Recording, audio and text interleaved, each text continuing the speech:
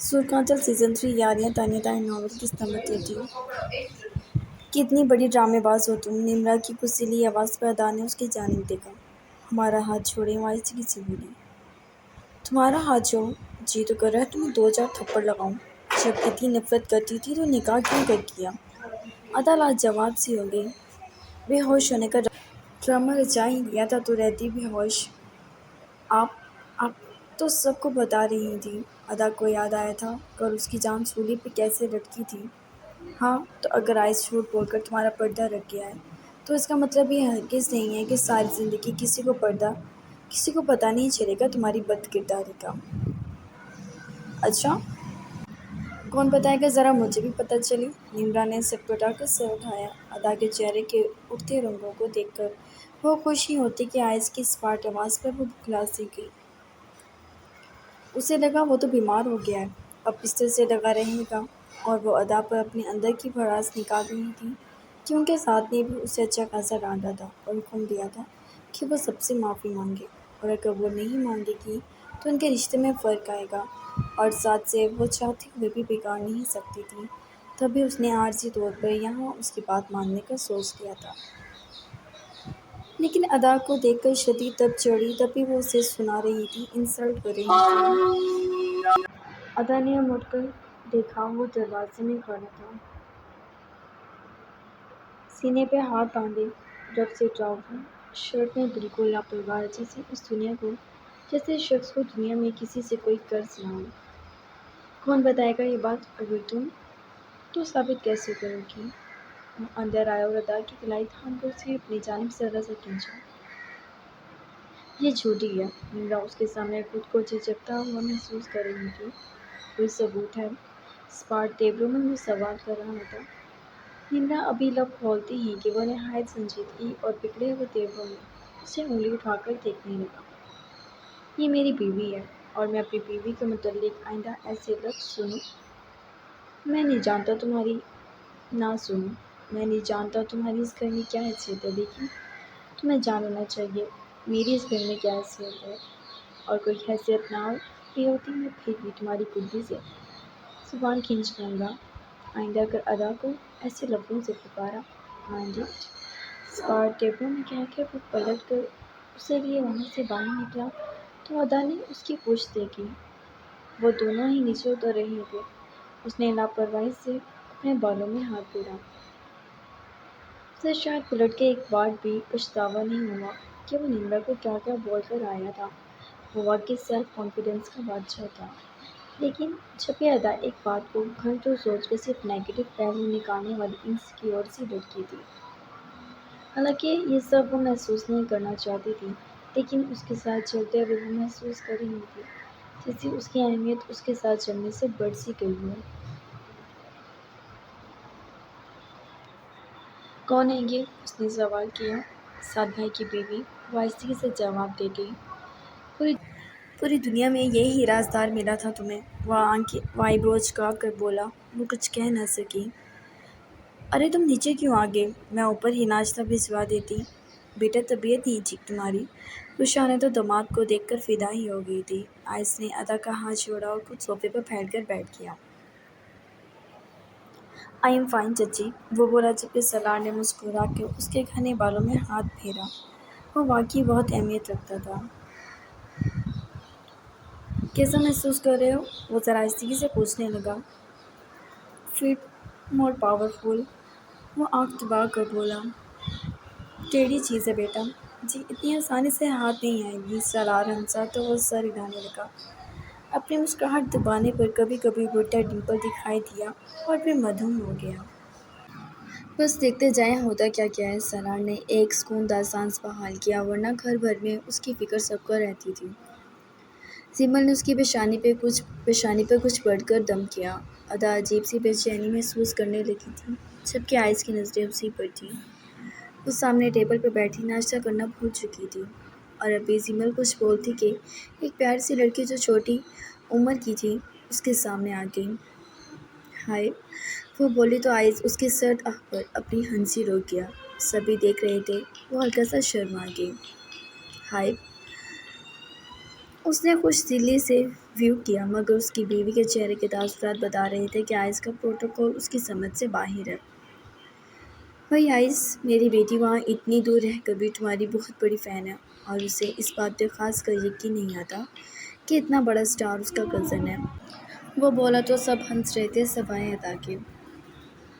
اس نے آنکھیں اٹھا کر دیکھا، این آئس کی نظروں سے نظر جا کر ملی اور وہ سہولت سے سب کے سامنے آنکھ دبا گیا۔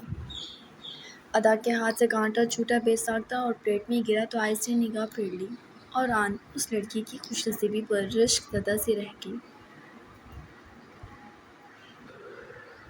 وہ حیران کر دینے والی شخصیت رکھتا تھا۔ آپ مجھے آٹوگراف دیں گے پلیز؟ آن نے کہا تو وہ سر ہلا گیا۔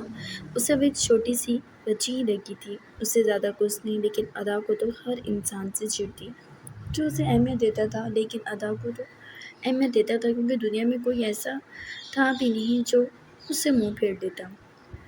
Y not? Give me your hand. اس نے اس کی کلائی پکڑی اور آن کے ہاتھ سے مار کر لے کر اس پر اپنے سائن کر دیے، جبکہ ادا نے کانٹا پلیٹ میں رکھا اور وہاں سے اٹھ گئی۔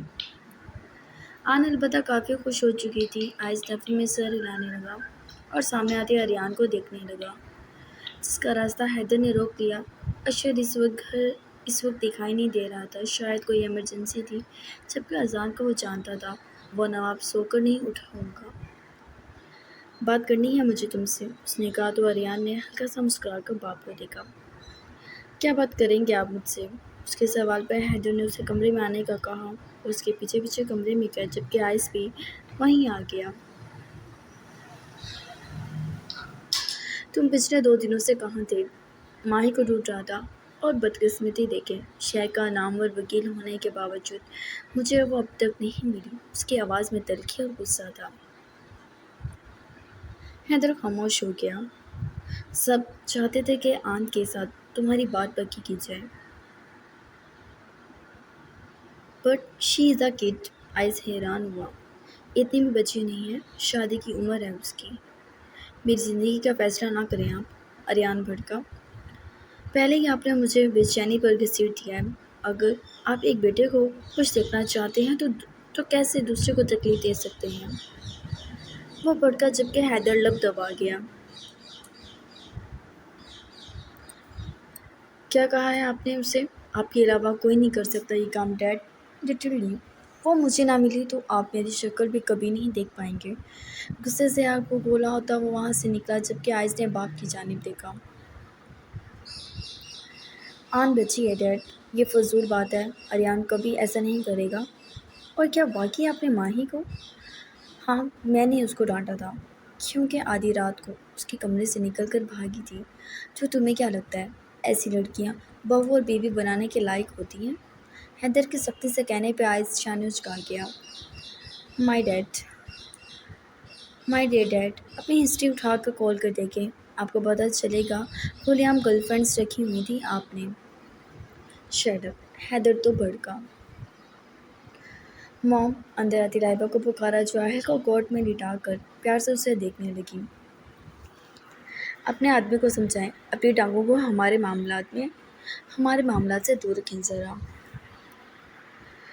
یہ تو تمیز ہے باپ سے بات کرنے کی، وہ بھڑکا۔ نہیں آئس، بزرگوں سے تمیز سے بات کرنی چاہیے۔ اذان بھی اندر آ گیا، فریش تھا اور ماں کو پیچھے سے پکڑ گیا، جبکہ لائبہ نے اس کے چہرے پہ ہاتھ پھیرا۔ میں بزرگ ہوں؟ حیدر تو اکڑ ہی گیا۔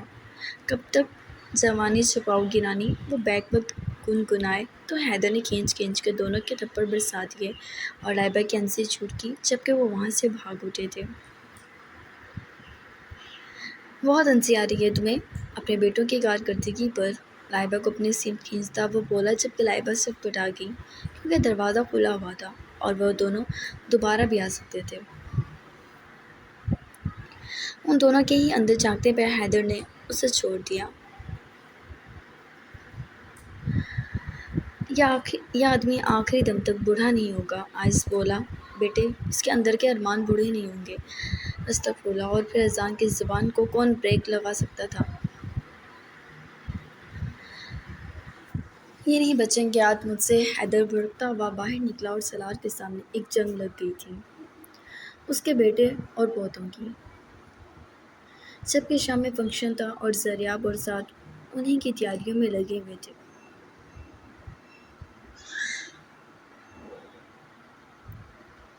وہ تیار ہو کر اٹھی، آئینے میں اپنا عکس دیکھا اور ابھی وہ کچھ سوچی کہ ابھی کمرے میں داخل ہوئی۔ کیسی ہو؟ سینے پہ ہاتھ باندھے وہ ذرا طنزیہ انداز میں پوچھ رہی تھی۔ ٹھیک ہے ہم، ادا نے آہستگی سے کہا اور نگاہ جھکا لی۔ اس کے سامنے جھجک گئی تھی۔ یہ کیا تماشا ہے ادا تمہارا؟ وہ بھڑکی۔ ادا نے اس کی صورت دیکھی۔ تم اور کتنا ڈرامہ لگاؤ گی؟ تمہیں خود سمجھ نہیں آتی ہے تم کیا کرتی ہو؟ آئے تم نکاح میں تھے نا؟ اس کی بات پر ادا ایک دم ہی بھگ سے اڑی، جبکہ اس وقت اسے یقین ہوا تھا کہ عبیر سمجھ گئی ہے۔ Are you insensitive? اگر وہ تمہیں نہ بچاتا تو تم ساری دنیا کے سامنے ذلیل ہو جاتی۔ عبیر نے اس کا بازو سختی سے جگڑ لیا۔ ادا کی آنکھوں میں آنسو بھر کے۔ در حقیقت آئس کو تم ڈیزرو نہیں کرتی۔ اسے چاہیے وہ تمہاری طلاق والی خواہش کو پورا کر کے کسی اور سے شادی کر لے۔ وہ غصے سے اسے سنائی جا رہی تھی۔ لڑکیوں کی کمی نہیں تھی اسے، تم نے محبت کو بھاری کر دیا اس پر۔ اور اگر تم آج بھی کسی ڈرامے کی خواہش مند ہو تو بتاتے چلو کہ آج سارا میڈیا ہوگا فنکشن میں، اس کے دوست، اس کے جاننے والے اور شاپس کے 1000 لوگ۔ اب تمہارے ہاتھوں میں ہے کہ کتنا تم اس مرد کی عزت کی حفاظت کرتی ہو جس نے تمہارے حصے کی رسوائی کو بھی چھپا لیا۔ عبیر، ادا روحان سی لہجے میں بولی، تم ہم سے اس طرح بات کرو گی؟ ہاں، کیونکہ تم ڈیزرو کرتی ہو۔ ساری برائی ہمارے ذمہ ہی آنی ہوتی ہے۔ انہیں کچھ ہو جائے تو ہم برے، انہیں تکلیف ہو تو ہم برے، ہم اپنے حق کے لیے کھڑے ہوں تو ہم برے۔ عبیر نے سر جھٹکا۔ یہ جو نکاح پہ نکاح کرنے چلی تھی، تم اس بات نے سارا فیور ختم کر دیا۔ پہلے میں سوچتی تھی کہ چلو تمہارا بھی دل ہے، تمہیں نہیں پسند تو تمہاری خواہش کا احترام ضروری ہے، لیکن اب اندازہ ہوا ہے در حقیقت تم ڈرامے بازی کرنا بھی چاہتی ہو اور آئی سے ہی شادی کرنا چاہتی ہو۔ وہ حقیقت اس کے منہ پر مار کر باہر نکل گئی۔ ادا بس بند دروازے کو دیکھتی رہ گئی۔ اس کی پلکوں پہ کئی موتی تھے جو اس کے گالوں پر لڑک آئے۔ اس نے آنسو صاف کیے، اس کا دل تیزی سے دھڑکنے لگا، جبکہ سن ہوتے دماغ اور عبیر کی باتوں کو سوچتے۔ وہ روشانے، زیمل اور نمرا بھی تھی وہاں ان کے ساتھ۔ وہ لون میں آئی تو شاید اس طرح آج سے پہلے لون سجا ہی نہیں تھا۔ ایسا لگ رہا تھا اس نے سارے لون میں چاند لگا دیے۔ اتنی ہی چمک تھی، بہت سارے لوگ تھے، جبکہ آج سامنے ہی بیٹھا تھا۔ سفید کرتے اور ویسٹ کوٹ میں وہ شاندار لگ رہا تھا، اور اس کے لیے تو شاندار لفظ بھی چھوٹا تھا۔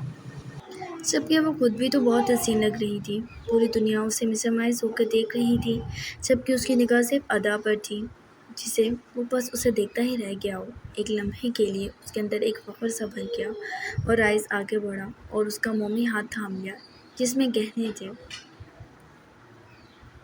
چوڑیوں کی کھن کھن اتنے شور میں بھی آئس کو محسوس ہوئی تھی۔ اس نے اس کا ہاتھ اپنے گرم پر حدت ہاتھ میں تھام لیا اور اپنی سمت کھینچ لیا۔ پوری فیملی جیسے انگلی دانتوں میں دبائے ادا کو دیکھ رہی تھی، جو آئس کو ہی دیکھ رہی تھی۔ اس کی آنکھوں میں آنسو نہیں تھے، اس کے چہرے پر ہلکی سی مسکراہٹ تھی۔ سب حیران تھے۔ ڈرامے باز، نمرا نے سلگ کر سوچا، جبکہ جانا تو مسکرا ہی ہوتی۔ ادا خوش ہے، کتنی اچھی بات ہے نا؟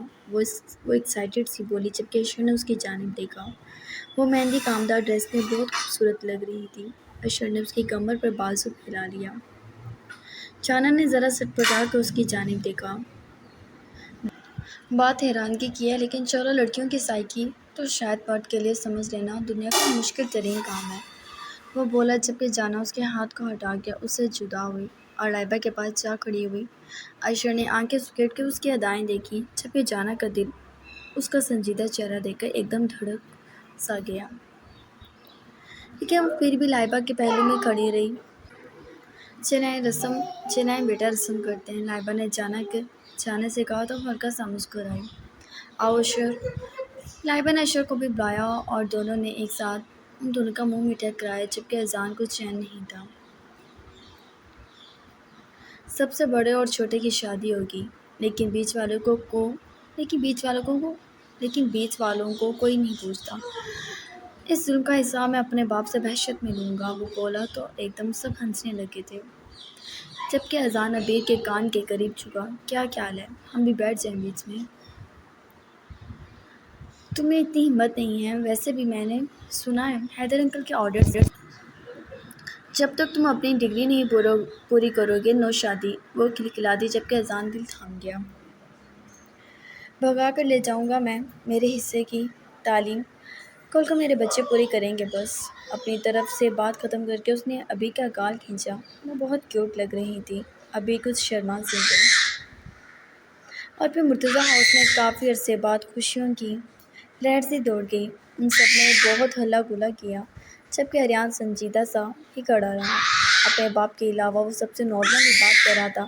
جب تک ماں ہی نہ مل جاتی اس پہ ایک ایک لمحہ بھاری تھا۔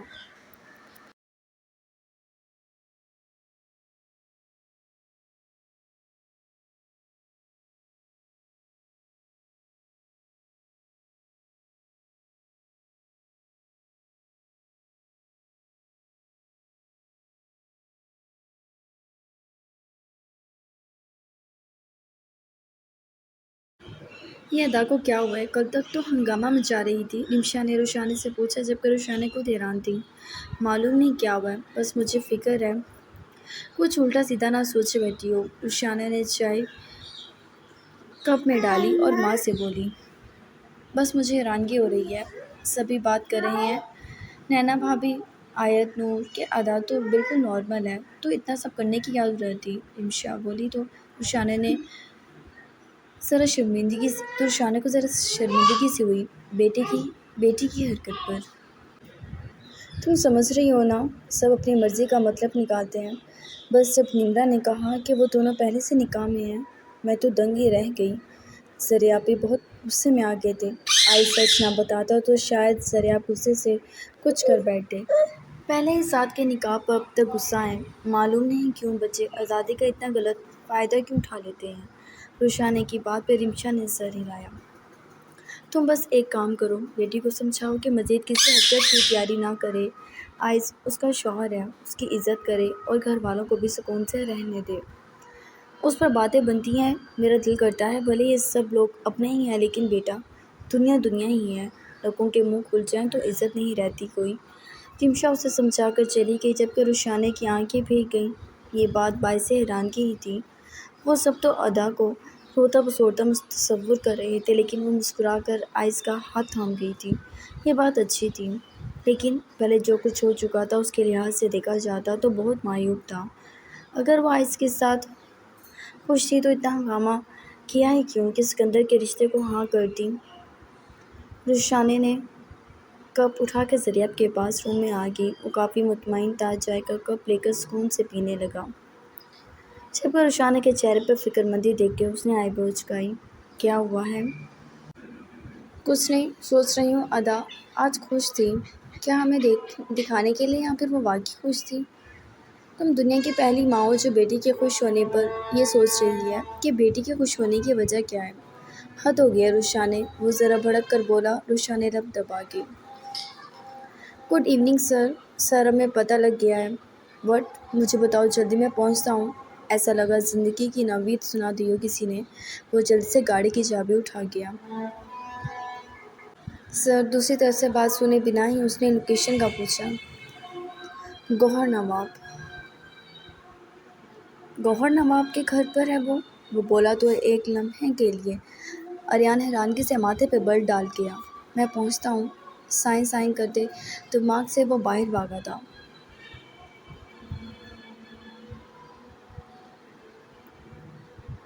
وہ کافی دیر سے اس کا ویٹ کر رہا تھا اور محترمہ کو پر ہی لگ گئے تھے۔ وہ عاجز آتا اٹھا اور دروازہ کھول کر گرل کے پاس آیا اور نیچے جھانکا تو لاؤنج خالی تھا۔ اس نے وقت دیکھا، رات کے 3 بج رہے تھے۔ وہ مٹھیاں بھیج گیا۔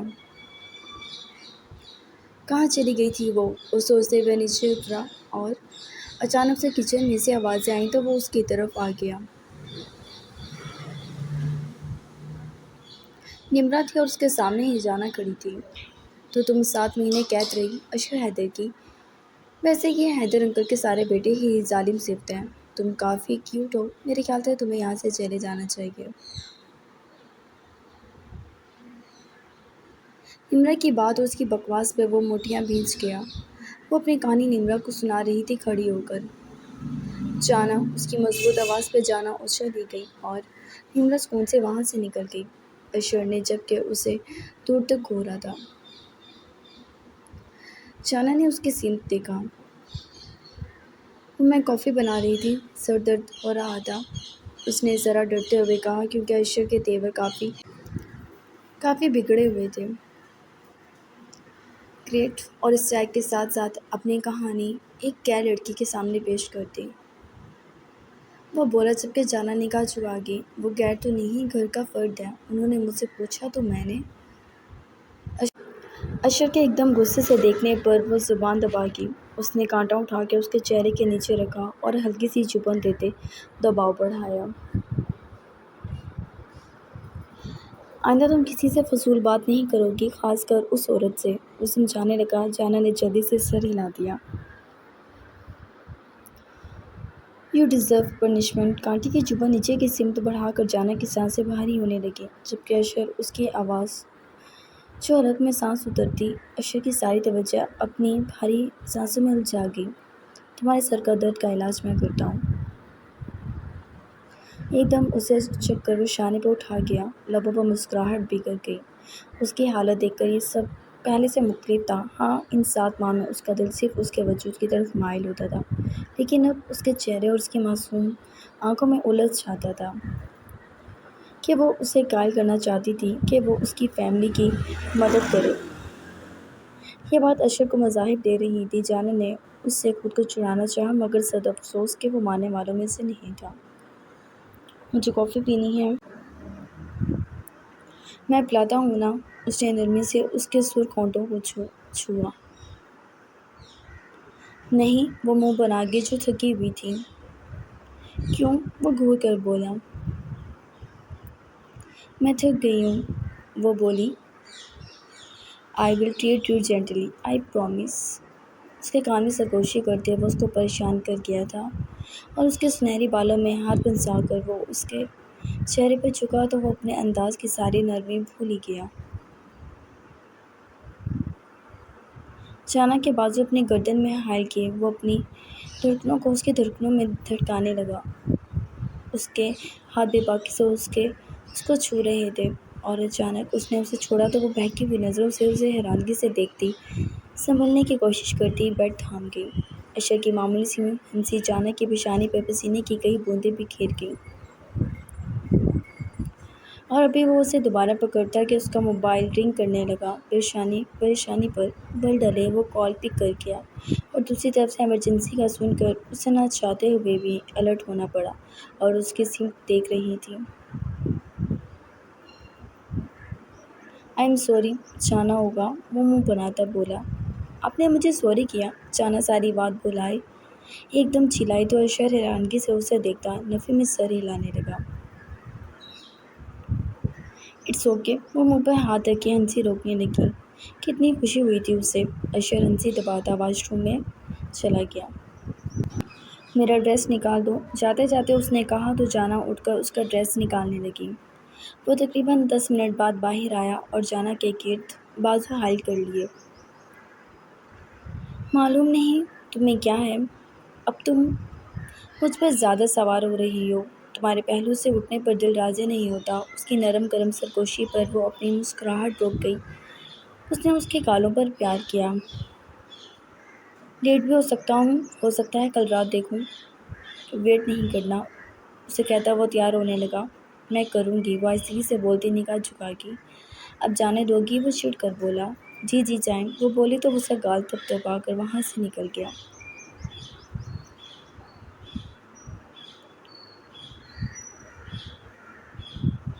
ادا کل رات سو گئی تھی، وہ نہیں جانتی تھی آئز کہاں تھا۔ جب وہ جاگی تو آئز کمرے میں نہیں تھا۔ اس نے ارد گرد دیکھا، ابھی وہ بستر سے اٹھی کہ کمرے کا دروازہ بجا۔ وہ جلدی سے اٹھ کر دروازہ کھول گئی۔ سامنے رخسانے کھڑی تھی، سنجیدگی سے اسے دیکھ رہی تھی۔